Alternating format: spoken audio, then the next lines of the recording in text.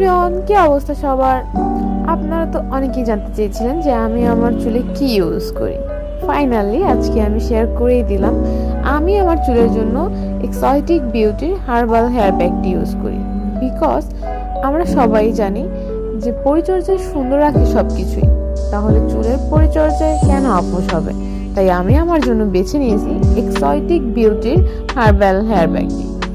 এই herbal hair প্যাকটি চুলের পরিপূর্ণ খাদ্য হিসেবে কাজ করে।